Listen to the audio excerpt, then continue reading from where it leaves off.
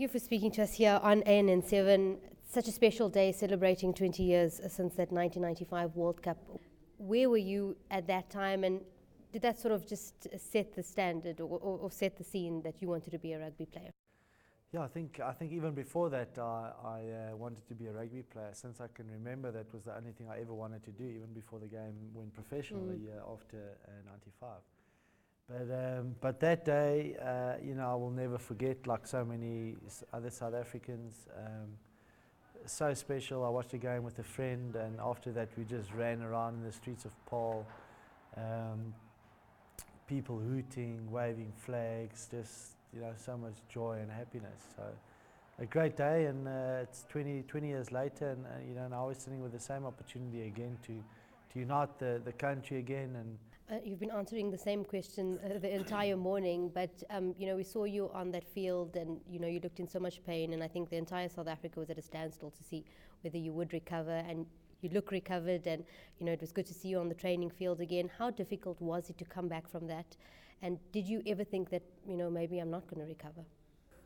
Yeah, look, I would say the first 1 or 2 minutes after the injury, I thought, no ways I can recover from that. I thought if I would be able to play with my kids one day, that'll be enough. Not knowing if I would be able to do that, but then Johan van Graan, our assistant coach, he came onto the field, and I've known him for quite a while, and I told him I didn't want it to end like this, and he just said, "Don't worry, everything will work out."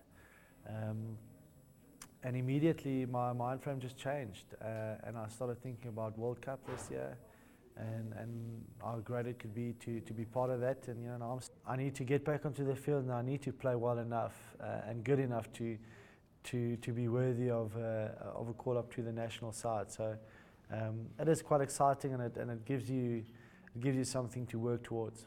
But I think that shows the resilience of a South African player and the hunger of a South African player, just to represent your country. Yeah, I'm very proud to be South African. I think we've got an unbelievable country, I think part of the thing that drives me to get back onto the field is the love for the Springboks, of wearing the jersey and to represent my country, and that certainly gives me a lot of energy. Obviously, the team will still be announced in a couple of months' time, but Victor Matfield will most likely be playing in the World Cup. Is Victor old, or just does he bring that extra dimension to the team? Do we have maybe a lock problem that we need to look at before we go into the Rugby Championship? No, Victor's not old, he's experienced. So he's been around the block. Any guy that's been a man of the match in a World Cup final, has got something special about him. He knows how to perform in the big matches. Unbelievable leader and a fantastic guy. So, he will form part of that team, and I think the team needs him as well. When you were speaking on the podium earlier, you spoke about some of the players that you're playing with that weren't even born in 1995 yet. But we have quite a good pipeline system, a lot of talent coming through, and just exciting youngsters that can really add that extra dimension to that World Cup squad. Yeah, that excites me. The youngsters coming through, and they certainly keep us older guys young as well. So there's so much talent in South Africa, and year after year we just develop new guys coming through. So I'm very positive that balance between youth and experience will be good. We're a very tough nation. We used to being big physical players. Do you think that we maybe haven't evolved as a rugby playing nation in terms of tactically? I mean, since seeing that we didn't make it or have teams in the Super Rugby semi-final. Yeah, look, I think we should always play towards our strengths, but we need to constantly look to evolve,